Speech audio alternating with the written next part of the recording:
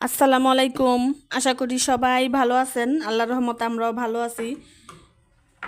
সকালের নাস্তা খাইতে বসছি। এখানে যে মোটা করে বড় করে পরোটা বানাইছি 3টা, আর এখানে মুরগির ঝোল গতকালকে রান্না করছিলাম, আর এখানে যে গরম গরম চা বানাই নিছি। তো কেউ চা দিয়ে খাবে, আবার কেউ হয়তো ওই মুরগির ঝোল দিয়ে খাবে। তো আমি তো মুরগির ঝোল দিয়েই খাবো, চা পরে খাবো। এই যে ইয়ালি পাশে ইয়ালি পোক বলতেছে আমার একটু গরম গরম চা দাও। জাইয়ান আমি এটা দিয়ে এখানে খাবো, এটা দিয়ে লাগবে। রুটি দিয়ে চা খাবে? এইভাবে এটা নিব না, এটা এখানে বড়াই দেবো তাহলে। আচ্ছা আচ্ছা। আর আলিফ তুমি কি চা দিয়ে রুটি খাবে?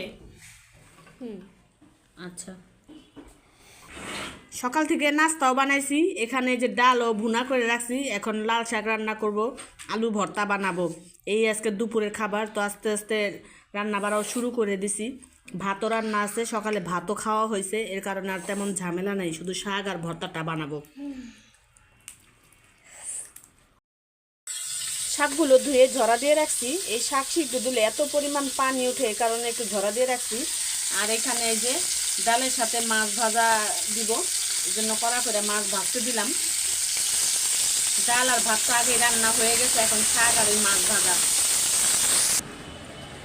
আজকে বাইরে এত ঠান্ডা পড়ছে, 2 দিন ধরেই পড়ছে, কিন্তু আজকে মনে হয় বেশি ঠান্ডা। আজকে তো একদম টাইলসে পাই রাখা যাইতেছে না, তার সাথে আবার বাতাস।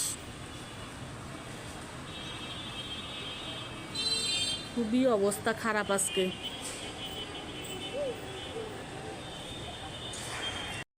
মাছ কড়া করে ভাইজা নামাই ফেলছি, এখন শাকগুলিও বাগার দিয়ে দিব। শাক সিদ্ধ দিয়ে আমি গোসলে গেছিলাম, দেনকেও গোসল করাই দিছি।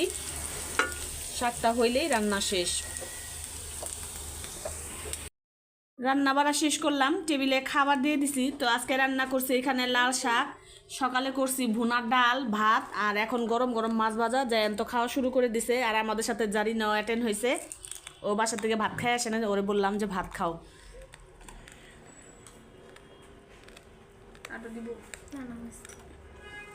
শসা আর গাজরও কাইটে নিছি। সালাদ সালাদ তো করি না, এমনি আনাম করছি শাক দিয়ে খাওয়ার জন্য। তো প্রথমে মাছ ভাজা নিয়ে নিলাম, শাকও নেই, এটা শুধু দুপুরে খাওয়ার জন্য। রাতে একটু ভর্তা করব, আর ডাল ভুনা আছে। শাক একদম গরম গরম।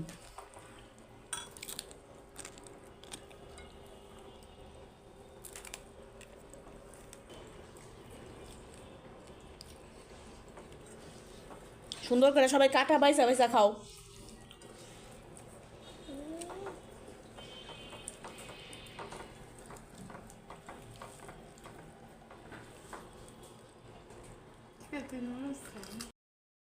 ভাত খাওয়ার পরে কেমন যেন শীত ধরে গেছে, এর জন্য একটু রং চা বানায় নিতেছি। যদিও আমি রং চা খাই না, কিন্তু এখন বিপদে পড়ে খাবো, অনেক পরিমাণ ঠান্ডা লাগতেছে। তো জাইয়ান বলতেছে জাইয়ানও খাবে, জারিন খাবে, এর জন্য একটু বেশি করে বানাইলাম। তো চাটা হয়ে গেছে, নামাই নিব এখন। চা নিয়ে আসলাম, তো অবেলা ভাত খাইছি, এর কারণে আর বিস্কিট কিছু নিলাম না, শুধু চাই খাবো শরীরটা গরম করার জন্য। আর এই যে জাইয়ানের অবস্থা, জাইয়ান কীভাবে খাইতেছে, ঠিক আছে।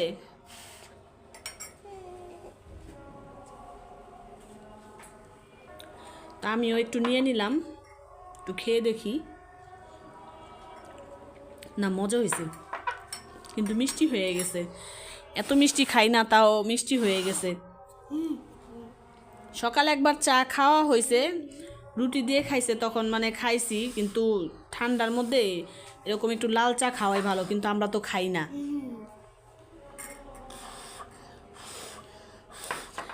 আজকেও কিন্তু আমাদের বাসার পাশে ওয়াজ হইতেছে। বাসার পাশে বলতে 2টা লাইন পরে, আপনারা হয়তো শুনতে পারতেছেন।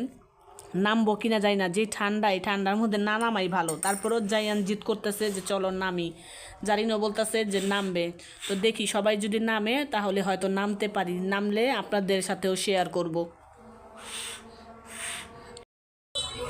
তো আমরা একটু বের হয়েছি, এই যে মেলা একদম বাসার কাছেই বসছে।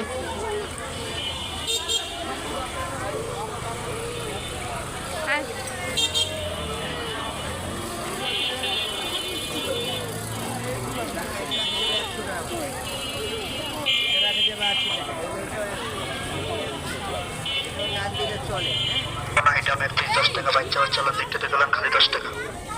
যে কোনো আইটেমের পিস 10 টাকা, বাচ্চা বাচ্চা দেখতে গেলাম খালি 10 টাকা।